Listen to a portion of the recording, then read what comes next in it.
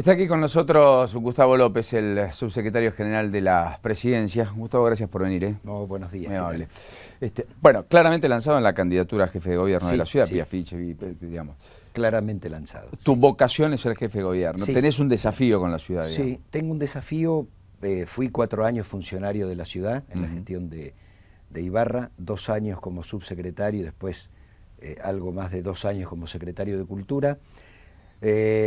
La verdad que dejé todo lo que tenía para dejar, creo que fue una buena gestión, trabajamos mucho, milito desde toda mi vida en la ciudad, vivo en la ciudad, mi familia vive en la ciudad, mis hijos, entonces creo que se pueden hacer muchas más cosas, que esta es una ciudad que tiene grandes recursos humanos, pero también recursos económicos que permiten cambiarla y mejorarla, y creo que hemos perdido una oportunidad en estos años, donde el país creció a tasas exponenciales, donde se construyó mucho y donde no hubo una política pública. Entonces yo creo que podemos tener una ciudad más justa, más integrada, más equitativa, y hoy tenemos una ciudad muy desigual porque no hubo intervención del Estado en generar condiciones de equilibrio. Por ejemplo, ¿qué sería una intervención del Estado que genere más equilibrio? ¿Qué harías si fueras jefe de gobierno? Viviendas, por ejemplo. Que se han hecho pocas, decís. Nada, vivienda social no se ha hecho nada, pero tampoco se ha facilitado el acceso al crédito a los sectores medios. En la ciudad como política pública. Entonces, en la ciudad de Buenos Aires se construyeron 20 millones de metros cuadrados en los últimos 10 años. El 90% del centro al norte y solo el 10% en el sur. Y en el sur del sur, nada. Es decir, fue una inversión privada, inmobiliaria, que no está mal, pero si el Estado no tiene una política pública de fomento de, en los terrenos propios, que son escasos, pero suficientes como para construir viviendas. La ciudad no tiene un plan de viviendas, 20.000 viviendas para los sectores medios. Entonces, el valor del terreno lo fija el Estado, porque el terreno es propio, lo puede fijar en cero, construye el Estado o construye a través de privados con un fideicomiso al costo más la ganancia, y dice, y esto lo financio a 20 años con el Banco Ciudad. Y es una especie de procrear, pero en la ciudad de Buenos Aires. Y digo, el que tiene un recibo de sueldo, bueno, puede acceder a la vivienda, al crédito, y soluciono 20.000 problemas de gente que no tiene vivienda. Y no es que la regalo, no, la cobro, la financio, digo, el procrear, pero en terrenos propios. Y urbanizar las villas, que significa poder construir viviendas, convertirlas en barrios obreros y también solucionar un problema de hábitat. Ahora, eso es inversión pública, eso es tener política pública y no dejar solo librado a una inversión privada, porque la inversión privada va a ir donde es negocio y donde no es negocio no. Ahora, a eso hay que dotarlo de infraestructura, transporte, iluminación, plazas, escuelas. Entonces yo creo que se ha invertido poco o nada en subtes en estos 7 años, que hay que invertir más porque es la única solución para el problema de fondo. Bueno, ahora están con la ampliación de la línea H y la llegada de los vagones también comprados en el exterior. Lo que pasa es que, bueno, se tardó, se tardó bastante tiempo. Lo que ha hecho Macri fue terminar las obras programadas. Yo puedo dar fe en mi gestión de cultura. Nosotros pensamos la ciudad de los próximos 10 años o 15 años y en mi gestión no solo se remodeló o se comenzó la remodelación del Colón y del San Martín, sino que comenzamos la remodelación del Museo de Arte Moderno, compramos la Usina del Arte, el Cine 25 de Mayo, el Cine El Plata. Digamos, decíamos, vamos a descentralizar la oferta, compremos esto, empecemos las obras. La gestión de Macri terminó las que no estaban terminadas, pero uno dice, ¿y los próximos 10 años qué pensaste? ¿Qué obra planeaste o comenzaste para pensar el futuro? Y en realidad no ha pasado nada, se muestra, y está muy bien, lo que se ha terminado. Entonces uno dice, en una ciudad con un ingreso per cápita igual al de Alemania o superior al de Alemania, bueno, con un dólar mentiroso, digamos, ¿no? Pero suponete que... Porque si es el dólar de 12 ya no es el ingreso de Alemania, porque es la discusión, digamos, ¿no? Pero si no hasta es diciembre con el dólar a 6 teníamos ingresos asalariados por encima de la región, hoy ya son un poco más pobres. La ciudad de Buenos Aires, yo fui secretario de Cultura hasta el 2006, el presupuesto en pesos fue 5.000 millones de pesos de toda la ciudad. el año pasado fue 53.000 millones. Con cualquier índice estamos en un presupuesto 11 veces mayor. En el dólar a 11 pesos estamos en un presupuesto en 5 veces mayor al dólar de 3 pesos del 2006. Entonces uno dice, la ciudad es más rica. Si no son 42.000 dólares por habitante por año, serán 35.000 contra 2.000 del Chaco. Entonces uno dice, bueno, es una ciudad con recursos y me parece que los recursos no fueron invertidos. No puede ser que los chicos se queden sin vacantes en el sur de la ciudad. Entonces yo digo, tenemos con qué mejorar la calidad de vida. Y estoy jugado a eso, creo que sería la culminación. ¿Y eso sería dentro del Frente para la Victoria? La idea mía es... Es una gran interna con otros candidatos y exponentes del espacio. Y yo creo que es lo mejor que le puede pasar al Frente para la Victoria. O sea, ¿te imagina, por ejemplo, Filmus si quisiera volver a intentarlo, claro, batallando en esa interna, tomada si tomara la decisión? Víctor Santamaría, que quiere ser. Sí, exacto. Sí, sí. Una interna que le dé volumen y magnitud, un espacio que, por cierto, le ha costado mucho penetrar en la ciudad. Y porque, entre otras cosas, le ha costado penetrar, sobre todo en la última elección, porque no hubo competencia. Digo, el UNEN tuvo competencia, el UNEN que en el 2011 prácticamente había desaparecido cada uno de los partidos individualmente en la ciudad de Buenos Aires. De hecho, la Unión Cívica Radical tuvo su peor performance, digamos. 2% de los votos con un candidato a jefe de gobierno. Y en ese momento, si bien, claro, era la elección de la presidenta, donde ella sacó el 35% y ganó en la ciudad de Buenos Aires, 2 años después, cuando se instala el mecanismo de las PASO, nosotros no lo aprovechamos, fue una lista bastante monocolor, cuando, desde mi punto de vista, la riqueza del kirchnerismo es su diversidad. Bueno, lo que pasa es que ha pasado eso en los últimos tiempos, digamos. En lugar de abrirse y de la transversalidad ser un poco el eje, no la hegemonía de unos pocos, ha sucedido que el gobierno se ha cerrado más que abierto. Por eso nosotros estamos proponiendo, yo me he lanzado, ya hay varios partidos del Frente a la Victoria que me están apoyando públicamente y activamente. Mi aspiración es aumentar todavía ese ¿Aníbal apoyo. Ibarra podría ser parte de esta interna o Aníbal Ibarra está en otro andarivel? No sé. Aníbal Ibarra en principio trabaja como interbloque.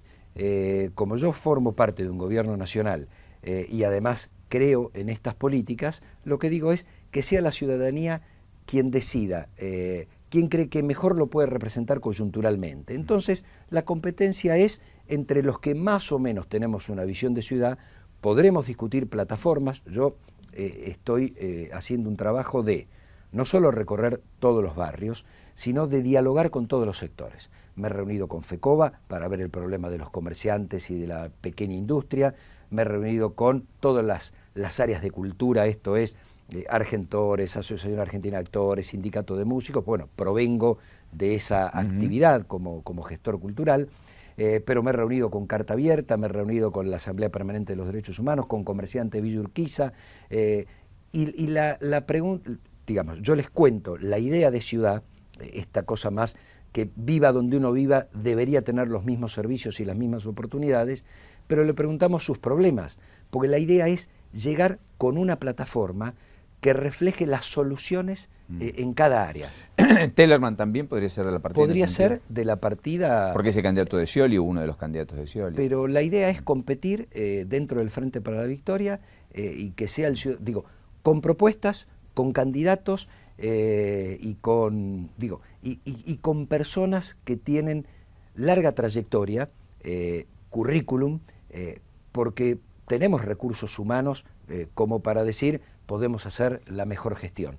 Entonces creo que el mecanismo de las PASO va a servir al Frente para la Victoria. La va a ordenar, digamos. Sí, para que sea el ciudadano el que decida. Entonces estamos en esta construcción. Hablando de currículum y trayectoria, muchas veces esto choca con la impronta de algunos sectores, la Cámpora en particular, que dice, eyectemos los que han pasado, los que han tenido que ver, los que no han resuelto, los que ya han estado, los que no pudieron. A mí me parece que hay con todo eso un poco de fantasía. Pasó en los 80 con la coordinadora, que se propone un cambio generacional, sí se propone un cambio generacional, pero yo soy de los que creo que la sabiduría es fundamental, que digamos no alcanza con ser joven, que es importante ser joven, pero es mucho más importante la sabiduría y el joven tiene que aprender de la sabiduría. Entonces, en mi caso que estoy en una generación intermedia, yo creo que tengo muchísimo para seguir dando, estoy dando en este momento, estoy construyendo a nivel nacional, un partido político como es Forja, pero digo, me parece que hay que ser respetuosos. Los jóvenes tienen que tener la oportunidad, pero digo, tienen que gobernar los que saben. ¿Cree que el debate del peronismo respecto a qué después de la presidenta? Y que eso es parte de los problemas en términos políticos que uno ve con, bueno, situaciones que no estaban previstas hasta hace un tiempo, digo, gobernadores que se plantan frente a la ley de hidrocarburos, reclamos que aparecen más explícitos desde adentro del propio espacio oficialista. A ver, no, yo lo que creo, a ver, el peronismo o todas las fuerzas políticas están siempre permanentemente en evolución. Yo creo que la característica del kirchnerismo es que contiene al peronismo, pero lo supera. Digamos, cuando uno ve efectivamente los distintos sectores que apoyan este modelo, hay radicales, socialistas, movimientos sociales. Eso pasó siempre, con Perón, con el menemismo, decía lo mismo. Correcto, pero digamos, con el menemismo pasó hacia la derecha y acá pase hacia la centroizquierda, por decirlo de alguna manera. Ahora, el peronismo obviamente, con su fuerza política, es la centralidad de este proceso, como lo fue también en el menemismo, la centralidad del proceso. No, yo lo que creo es que hay, objetivamente, una dificultad, que es que quien lidera este proyecto político no se puede presentar a las elecciones. Yo soy de los que creen que los liderazgos no se heredan ni se transfieren por escritura pública. Pasó en el radicalismo con Alfonsín. No importaba quién fuera el presidente del radicalismo, lo lideraba Alfonsín, porque esto es algo natural y sucedió hasta que falleció Alfonsín. Sí me parece que, bueno, aparecen ambiciones personales y sí es cierto que no todo el peronismo representa el mismo proyecto político. De hecho, hay muchos peronistas, o que se dicen peronistas, que están fuera de este proceso político. Entonces, la discusión que a mí me interesa, porque no estoy en el peronismo, es cómo continuamos con un proceso que tiene que ver con la redistribución de la riqueza, la expansión de la economía, la inclusión social, el agregarle valor. Digo, Argentina ha crecido hasta un punto determinado y ahora necesita renovar mecanismos para poder seguir creciendo. Yo siempre pongo el ejemplo de los autos. Digo, de 163.000 autos que se fabricaron en el 2003, 10 años después se fabricaron 1 millón de autos. Bueno, muchos más autos no podemos fabricar porque no vamos a tener a quién vendérselo. Entonces la economía tiene que pensar variantes para seguir creciendo, porque si no, se estanca. Y si se estanca, retrocede, porque se incorporan permanentemente nuevas personas al mercado laboral. Entonces yo creo que este modelo, que fue expansivo, los desafíos que tienen, y muchos sectores del kirchnerismo lo están discutiendo, lo está discutiendo Unidos y Organizados, lo está discutiendo el movimiento Evita, que es el famoso segundo tomo, o cómo seguir, que es el desafío de renovar las ideas en un mismo modelo de expansión. Yo creo que el gran desafío de la oposición es ese, es decirle a la sociedad cómo va a ser para que esto siga mejorando con otros candidatos o con otras políticas. Lo que creo que sucedió en el 2011 es que ninguno planteó un proyecto alternativo superador y que la sociedad, le gustara o no le gustara a la presidenta de la Nación, terminó votando porque era el único sector que estaba planteando un esquema de mejoramiento. Yo espero, porque siempre es bueno, que la oposición asuma ese desafío. Yo veo a la oposición algunos sectores muy serios en el tema de los fondos buitres, son aquellos que dicen, no, bueno, a ver, esto afecta a la Argentina, esto es grave, no podemos hacer cualquier cosa. Digo, las palabras de Labaña en estos días, la de Lustó, la de Ricardo Alfonsín, y otros que dicen, no, hay que pagarle a Grecia. Uno dice, bueno, a ver, si el que dice esto con esta falta de conciencia llega a gobernar, no sé cuál es el programa o cuál es el proyecto. Bueno, pero no es menos cierto que lo que hubo también fue impericia. El fallo es de marzo del 2012. Entre marzo del 2012, fallo de Griesa, y julio del 2014, Gustavo, algunas cosas se pudieron hacer, porque después en noviembre del 2012 vino el fallo de Cámara. Sí, yo, a ver... Y no tengo claro si había plan B o plan A, porque la primera reacción de la presidenta fue vamos a cumplir con los que acordaron. La segunda reacción fue en el Monumento a la Bandera, mientras Unidos y Organizados escrachaba la embajada norteamericana, Patrio Buitre, etcétera, vamos a cumplir y vamos a honrar nuestras deudas. Es decir, también hubo una especie de... No, yo creo, Paulino, a ver, yo no creo en la impericia. Yo creo que el tema es muy complejo, que Argentina ha hecho lo que nunca había hecho antes respecto del desendeudamiento. esto es 2005-2010, reestructurar el 93% de la deuda y pagarla religiosamente. Lo que nosotros tenemos que tener en cuenta es que hay una tensión muy importante entre los fondos buitres o el capital financiero más depredador y los estados soberanos. Digamos, sin quererlo, nosotros estamos en un caso testigo que tiene que ver con la idea del Estado-Nación. Digo, el 4% de la economía mundial consume el 30% de la energía y 40 millones de personas en el mundo tienen el mismo dinero que 3.500 millones de personas en el mundo. Eso, que es absolutamente injusto, no tiene justificación política. Entonces, en algunas regiones invaden, supuestamente sacan dictaduras para poner otras, el caso de Libia. Digo, no es que ha mejorado la situación ni en Libia ni en Irak, lo que ha cambiado es la moneda de cambio. Se vendía el petróleo en euros, ahora se vende en dólares. Digo, es un problema de negocios, no es un problema de democracia claramente. En América Latina, que superamos el tema de las dictaduras, lo que hoy tenemos es una guerra reestructurada como Estado soberano y grupos económicos que quieren desconocer a los estados soberanos. Porque la negociación no es un tendero o un cuentapropista que ha tomado un crédito con un fondo. Fíjate vos que... Pero está bien, Gustavo, pero sí, para llegar a eso hubo un tendero, un cuentapropista que compró bonos y que como el Estado no le pagó y eran basura, lo vendió al mínimo precio, pero contra algo porque nadie le garantizaba por cobrarlo. Pero voy a esto. Hay una ley en Estados Unidos que prohíbe comprar bonos en default y llevarlos a la justicia. Es decir, esto está prohibido. Sin embargo, cuando fue el caso Perú, que Perú dijo, pero esto está prohibido, la justicia norteamericana dijo, está prohibido entre privados, pero contra los estados no. Entonces, claramente hay una acción de un sector de los Estados Unidos, que son estos fondos buitres, avalados por una lógica de sistema. No es que Griesa se volvió loco, responde a una lógica de sistema. Y nosotros respondemos a otra lógica de sistema. Nosotros respondemos a la lógica de la soberanía de los estados. ¿Por qué validamos entonces en las reestructuraciones de deuda esa legislación norteamericana que responde a esa lógica de sistema? Porque en esta reestructuración, porque digamos, si van a fallar de esa manera, en esta reestructuración no te quedaba otra.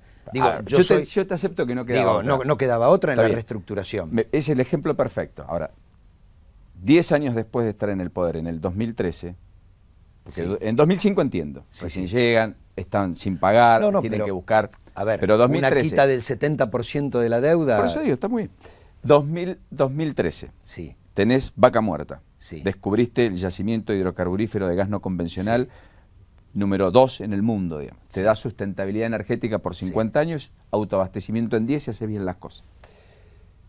¿Cuál es el sentido de hacer un acuerdo con cláusulas secretas con Chevron bajo legislación norteamericana para que traiga los dólares? Porque la verdad vos estás en la fortaleza, no estás en la debilidad. Son 10 años de proceso que debiste haber dado certeza, seguridad jurídica. Yo no conozco en profundidad porque es el mismo caso, digamos. Sí, pero lo que... Quizás algún gobierno en 10 años o 20 diga, no, pero alguien firmó y la legislación y entonces pero falla me parece en contra. Que lo que ahora está sonando, y me parece razonable, es que en la discusión del Código Civil, que se vuelva a la situación o al mecanismo de prohibir la prórroga de jurisdicción. Me parece que Argentina aprendió que no se puede ceder la soberanía porque la lógica es distinta. Digo, porque hay una puja enorme entre el capital financiero y los estados nacionales. Digo, y esto es así, la hubo siempre. Después de la Segunda Guerra Mundial se pusieron reglas. Y después de la crisis del petróleo de los 70, con la globalización y el corrimiento del capitalismo productivo al capitalismo financiero, se fueron borrando. Hoy es una guerra eso, una guerra en Medio Oriente, es una guerra con bombas, y acá es una guerra económica a través de los juzgados. Bueno, como esto ya no funciona más, evidentemente el sistema político argentino va a tener que tomar esas medidas porque si no vamos a caer en esa lógica. Necesariamente va a caer en esa lógica y no tiene arreglo. Entonces, hoy, yo creo que no se termina el mundo el 30 de julio, ni el 31 de julio. Uno aspira a poder llegar a un acuerdo. Argentina ha pagado ya es un problema de la justicia o de la interpretación, porque algunos dicen depositó pero no pagó. No puede pagar directamente. El pago es a la cuenta de ese banco. Es un caso testigo y yo espero que, digo, lo que nos queda por trabajar es la política, porque el sistema político es el que tiene que decir, bueno, si no hay reglas, ¿a dónde vamos a parar? Incluso a los sistemas democráticos que la hemos reestructurado esa deuda. Entonces, yo creo que, lamentablemente, somos ese caso testigo, pero somos ese caso testigo por una puja donde hay un capital financiero que Estados Unidos le debe poner reglas. Gustavo, a ver, algunas preguntas, ayúdame con la verdad. Bernie dijo que habría que discutir en la Argentina la despenalización de todo tipo de consumo de drogas. ¿Compartís o no? No las escuché, las declaraciones. Yo creo que hay drogas que no se pueden despenalizar. No soy un especialista en el tema. No, está bien, pero cocaína no despenalizarías. No. Digo, a ver, no soy un especialista, creo que hay gente que sabe mucho más y que en Holanda, que tuvieron un problema gravísimo, bueno, tienen políticas determinadas. Yo creo que sí, el tema de la marihuana para consumo personal, etcétera, etcétera. Ahora, hay que dividir el consumo y la necesidad de tratamiento del que consume del tema del narcotráfico, si fueras que hay que combatirlo a capa y espada. Si fueras jefe de gobierno, ¿querés tu propia policía? Sí. O sea, que la federal te dé la policía, sí, como está contemplado en la Constitución. Sí, el traslado de las comisarías, yo estoy de acuerdo con eso, y creo que la Policía Metropolitana arrancó con el pie izquierdo porque duplicó la federal, cuando en realidad los delitos complejos tienen que quedar para la federal, digo, la inteligencia, el narcotráfico, etcétera, etcétera, y la policía local tiene que ser la de vecindad, la de proximidad. La de Barcelona, digamos, la de Madrid. Cuando uno ve que se han comprado carros de asalto para policía antimotines, eso es la Guardia de Infantería, no puede ser la Policía Metropolitana. ¿Vos no tendrías los carros? No. Eso lo dejaría la federal. Sí tendría. El tema de la seguridad no es solo policía. Si no descentralizamos la política de la ciudad, si las comunas no tienen participación activa, poder político y económico, y si las entidades que están previstas en la Constitución no participan, digo, si no hay discusión y participación de los vecinos, el problema de seguridad no se arregla con policías. Hablando del sur, empieza la construcción de la Villa Olímpica de cara al 2018. Sí, mi propuesta es que las 1.500 viviendas después sean viviendas que sortee como el Procrear el Banco Ciudad para los sectores medios. Porque claro, hay una discusión para el día después, ¿qué hacemos con esas viviendas construidas especialmente para la competencia? Exacto, esas viviendas, la mirada del macrismo son emprendimientos inmobiliarios. Ha pasado con la ex autopista 3, comercializa a Toribio y a Chaval, es inaccesible. Digo, uno va por Holmer, por Donado, hay unos edificios muy lindos, en tierras públicas, que es un negocio privado. Lo que digo es, ¿construimos la Villa Olímpica? Bueno, después, señores, ¿quién quiere pagar un crédito a 20 años? Anótese, porque le vamos a dar el departamento. La autopista ribereña, ¿te convence que va a estar en sus estudios de factibilidad ya a fin de año? Yo creo que hay cosas que hay que volver a discutir. Digo, nosotros tenemos que ver cómo solucionamos algunos problemas, pero me parece que falta discusión en la sociedad. Los Metrobús, la ampliación de Metrobús de 9 de julio hacia otras arterias, avenidas Cabildo, entre ellas, etc. Sí, a ver, el Metrobús es un instrumento que sirve. O sea, no irías para atrás, digamos. No, lo que no hubiera hecho nunca es ponerlo en el medio de la 9 de julio, porque hay algo que se llama patrimonio cultural que lo hemos arruinado. Yo lo hubiese hecho pasar por los costados. Ahora, el problema del tránsito solo se soluciona con subtes. Digo, el Metrobús es una herramienta que en algunos casos puede alivianar. Después habrá que analizar el costo que tuvo el Metrobús en la 9 de julio, que huele mucho más a corrupción que otra cosa. Ahora, ¿Vos crees que se pagaron sobreprecios? Sí, absolutamente, porque salió más del doble que el Metrobús de Avenida Cruz. Entonces, digo, no es que el metro cuadrado de cemento... dice que no es lo mismo construir la Avenida Cruz que hacerlo sobre la 9 de julio, por ejemplo, digamos como argumento para... Bueno, yo creo que para eso están los órganos de control que tienen que hacer los informes correspondientes. Y ¿Hay órganos de control en la ciudad? Sí, la auditoría le corresponde a la oposición, igual que la auditoría nacional le corresponde a la oposición. ¿Pero está tan vacía de contenido como en la nacional o más? No. Yo creo que después, en todo caso, hay que ver cómo funciona el resto del sistema, pero los auditores funcionan y denuncian. Lo que me parece que después hay otras cosas que van fallando. Correcto. ¿Te incomoda la cuestión vudú? A ver, no en términos personales, sí afecta en términos políticos, pero afecta en términos políticos porque, a ver, yo creo en el principio de inocencia y el vicepresidente nos ha dicho que es inocente. Creo que es una causa muy mal manejada, que es una causa que desde el punto de vista procedimental estuvo mal manejada y lamentablemente si algo se debe a la Argentina es un mejoramiento de la justicia. Y no hablo de este juez en particular. La causa más importante de la historia judicial argentina, que fue la causa AMIA, con 85 muertos, fue toda una mentira hasta que llegó a la Corte. Entonces uno dice, si esto pasó con 85 muertos, ¿por qué creer en una causa donde alguien fue primero imputado, después testigo, después querellante y después nuevamente imputado? Entonces, si hubiera seguido la ruta del dinero, que es lo que hay que hacer, uno sabe con mayor certeza realmente quién es el dueño. Ahora, por dichos testimoniales y después terminan todos procesados, me parece que por ser el vicepresidente hay que ser muy prudentes porque se puede estar atacando por error al sistema democrático. Pero hay aspectos que a un vicepresidente no se le pueden escapar. No podría falsificar la firma de Caroso Donatiello, el que le alquilaba, como está en la justicia. Decir, no conozco a Van der Broele, pero paga las expensas, vive en su departamento, paga los servicios de televisión por cable. ¿Y si no lo conoce? Cuando habilitó el teléfono tuvo que decir, mire señor, cambie de nombre, no es más Amado Vudú, es... ¿Y si no lo, a ver, le pagaba Van der Broele desde su empresa los pasajes al hermano. Pero a nosotros nos pasa que uno viajó con su socio Núñez Carmona. A ver, yo no soy el juez ni estoy en la causa. Lo que digo es, la causa es otra cosa. ¿Sí? La causa es otra. Eso digo, más allá de la causa, hay cosas que Vudú ha hecho o ha dicho. A ver, hay otras cosas en la causa que dicen lo contrario. Digo, se presentó Moneta, se presentaron otros diciendo, esta es nuestra plata. Van der Broele dice, yo trabajaba para los chicones, el acuerdo es con los chicones. Entonces, estas son empresas muy poderosas, muy relacionadas con el poder, primero con la dictadura, después con el menemismo. Yo sería después con el kirchnerismo. Sí, yo sería muy cuidadoso. Piense que el kirchnerismo fue el que le dio el contrato para hacer más de 400 millones de billetes en abril del 2012.